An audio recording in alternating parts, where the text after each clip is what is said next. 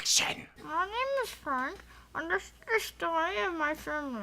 Curtis knew Angela before Desmond did. Desmond met Angela in India. Angela had a dream that she had at least one baby for my two dads. Then they ask, do you want to have a baby for us? Angela goes freaking out, goes back to the hotel. Then the next day she calls and she said, I had a dream about having a baby for you guys. Then that's the story of how I was born. Frank, what are you doing? What are you doing? She's eating my pants. Cut. She's eating my pants. Stop eating pants. She's eating Do you need help? Yes. I think you might think it's kind of bizarre for a girl named Frank, but if we're gonna get another dog, it's gonna be named Stein.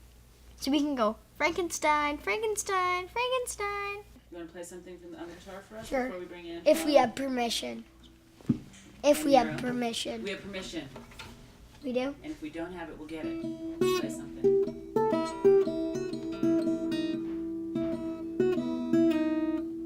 The camera can't hear it. Okay. You guys can hear it, but the camera can't. Okay. Fair enough. Go ahead. Cool. You don't turn it off there. Turn it off here. Okay. I'm not that gullible. Man, I'm just obsessed with hammer-ons and pull-offs. My favorite song that my dad wrote is Living on a Prayer. It got #1 all over the world, and I shouldn't give you any more information, but I have a lot But to if say. you want to, you could always look on like Wikipedia or Safari or something. Or all just the- buy it on iTunes. Best option. You know how Warren Dead or Alive goes. No, I don't. Then go buy it on iTunes. Why would I buy it when I have the future president of the United States here playing for me on guitar? You know, Bill Clinton played the sax. Do you know that? No. You have to play an instrument to become president. No, you don't. Fine. What's the name of that song that you just played? It's called Wanted Dead or Alive by Bon Jovi. Who's Bon Jovi? Oh my god. I'm over here. Hello. What's your favorite thing to do together? I'd say pounce on each other and It's just for fun. yeah, when we're bored and there's nothing to do, and no adult that like when we're up in our room alone, nothing to do. Look what We we either have play to do. video games. Playing soccer. Or Nah, that's we not play really on- what we do. We Yeah. usually I play soccer. squeeze the life out of each other. Sometimes we put do each that. other in headshots. Sometimes. I didn't have a lot to say in naming the boys, but I have to tell you, I sort of lovingly, gently would put in my 2 cents worth if a name came up and it was, you know, just beyond what I thought was going to be acceptable. I was born before my brother Nyro by 1 minute. I think either 12:12 a.m.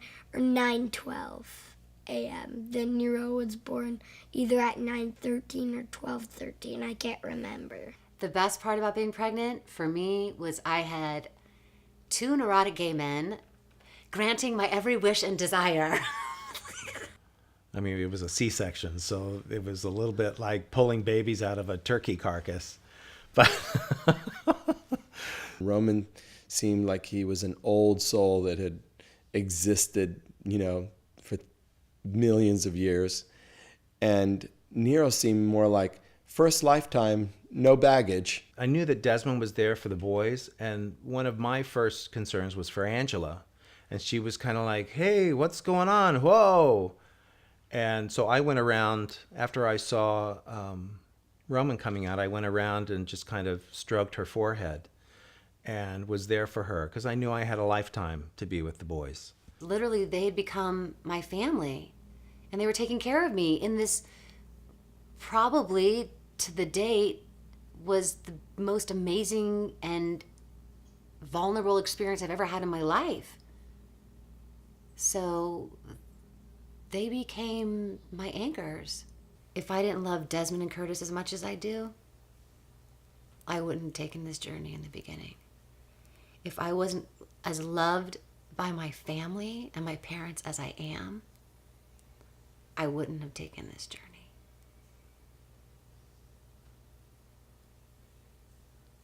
And as much as I love Roman and Nyro now, I can't imagine ever not having taken this journey. I used to live in New York City, and I used to walk down Amsterdam Avenue, and there was a restaurant on the west side of the street called Coastal. And I was the maitre d' host. And he had come in several times with his assistant.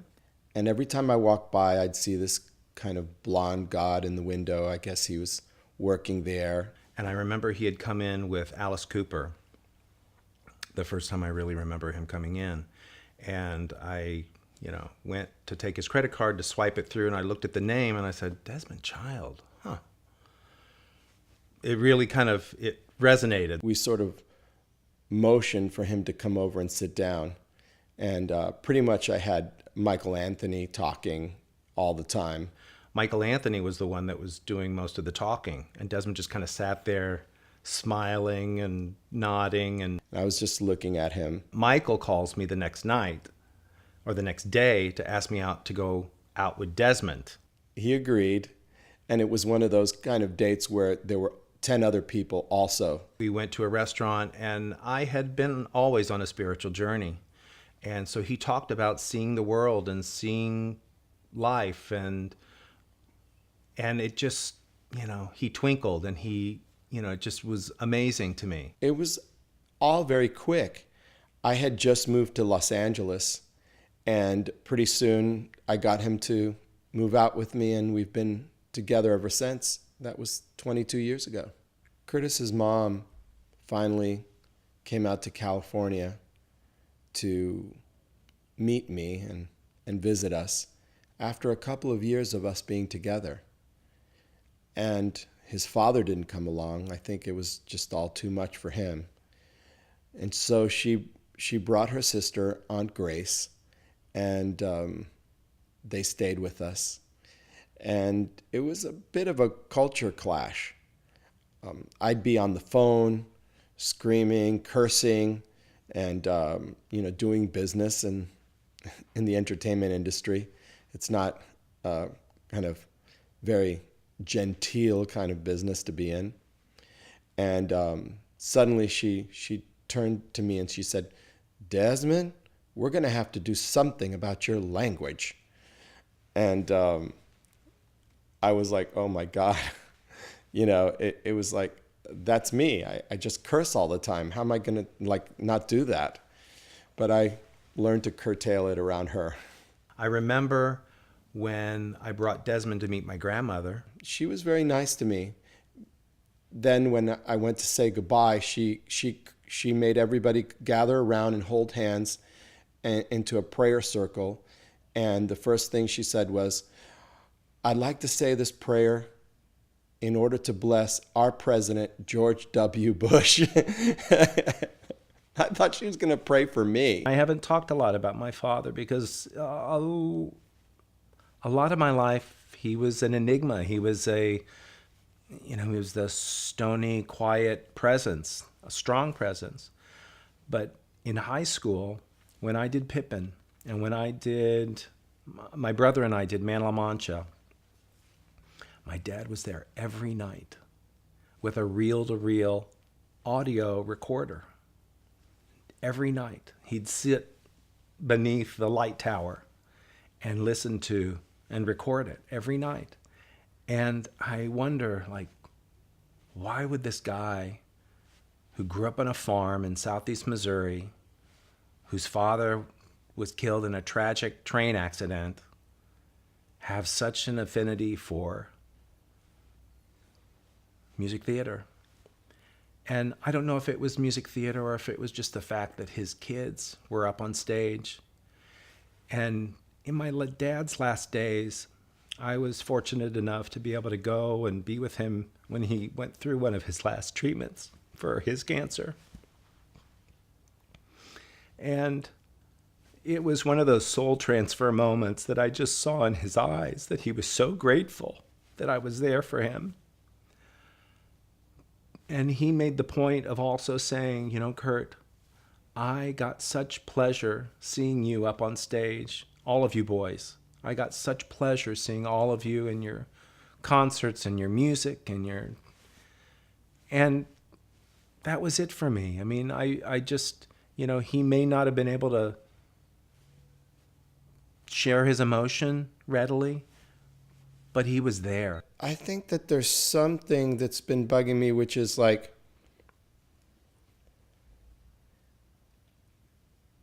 you know, like, oh, we're just like every other family. We really do have a mom and a dad, because Curtis plays the role of the mom. But the fact is that we're really reinventing the family. And so we're doing it our way. You know, what difference does it make how the rest of society is doing their family? And no one should care how we're doing ours. So, you know, to talk about how we're so much the same, in a way, it's like, what difference does it make? I wanted to get the biggest banner I could and show up at the protest and say, you know, I'm a Mormon surrogate mother and I carried twins for my 2 gay friends, without putting the middle finger on the bottom of it, right? But it's like, listen, people, we're not so different. I came from a very, you know, conservative Mormon family, although my parents have come quite a ways in their journey as well. And it comes back again to, how can you judge something that you don't know anything about? We were fortunate to have an amazing preschool experience. And one of the, I forget who it was, but one of the moms came up to me and said, you know, my kid came up and said, I want to have 2 daddies just like Roman and Nyro. And I just thought that was fantastic. It's like, okay, we've arrived. We're creating our family our own way, and that our children are happy and balanced, and they don't know any difference. They just know that 2 people really love them. It would be just as good if it was one person. It would be just as good if we didn't exist and they went to live with grandma and she raised them. So there are all kinds of families, and everybody's defining their family in their own way. I don't play a parental role. And I'm not allowed to have them tell me that I'm their fairy godmother, apparently. I'm their Tata/Angela now. I'm like their adopted big sister, maybe, or like their aunt, or like it's this sort of interesting relationship. We're in the middle of it. We're on the front lines, and we're here to be seen, and we're here to claim our place, and we're here to fight for what is equal and what is right, with liberty and justice for all. Amen. I hope that in the future, Roman and Nyro will know that they always have a place to run away from their dads and come to my place at the beach. I actually sort of see that happening. They're like, oh my gosh, Angela, we need to get away from our dads. Can we come out and go surfing for the week? I'll be like, oh yeah, come on, bring it on. When's spring break? What do you want to be when you grow up, Roman? It depends. I haven't thought it all the way through. I'm only 9. Luckily, I have another 9 years to think this through. Before college, Yes. which I'm hoping I'm getting in a really good one. Nyro, what do you Ivy want? League. Yeah, that's what I'm hoping. And that's what I'm crossing my fingers for. I wish for Roman and Nyro a life full of laughter, full of love, full of life, full of sharing, full of gratitude. And I hope that they can find and connect with their purpose in a way to help the world and better the world and make the world a better place and a safer place for all people. I want them to have a great life, but I also want them to know the value of hard work and the value of money. So they don't know what's coming because they're going to have to do a lot of chores. And I keep telling them that by the time I'm dead, I'll have spent every penny. So they better figure out what they're going to do. The boys and I had a journey of our own. Aside from this being a journey of Desmond and Curtis and Roman and Nyro and I, Roman and Nyro were inside of me for 9 months. And meditating with them every day inside my body was indescribable. Singing to them, talking to them, going on walks with them, little adventures we would have that only we would be having together, the three of us. I don't know how to explain it really, except that that was something unique to us. And so I think the bond sort of started there. And I was thinking, wow, I get a free pass to heaven now because I'm doing a really nice thing. And I started thinking, wow, what a gift they're giving me that I get to have this experience. Because if I don't ever have this for myself, this will be it. And it was pretty amazing. I would like to be remembered as a true friend, as a great parent. I want my sons to look up to me and know that I gave 100%, that I always told them the truth and everyone else in my life, and that I stood for all the right things. And I would hope that they'll be inspired to be great people, giving people, contribute to the community, and have wonderful, creative, inspiring lives themselves.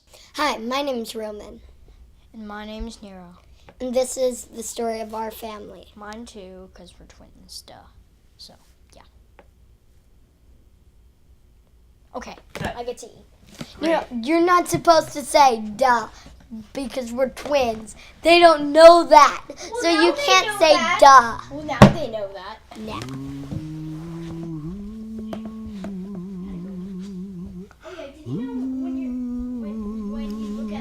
Oh, and I'm really good at fairy tales. You look at me, Frank, this is your view, Frank.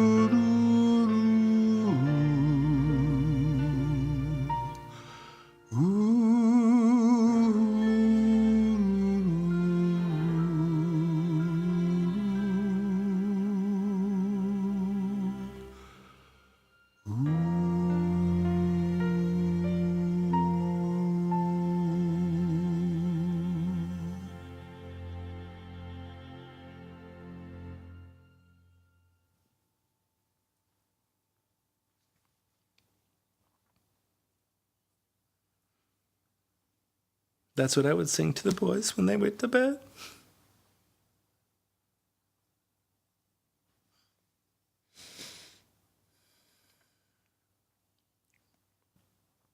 Where does the time go? They're going to be 10 years old. That took me back. And I always sing O Shenandoah because that's a song my dad would sing to me. And I sang it at his funeral. And all those hymns are in me. That's part of my family. That's part of where I come from.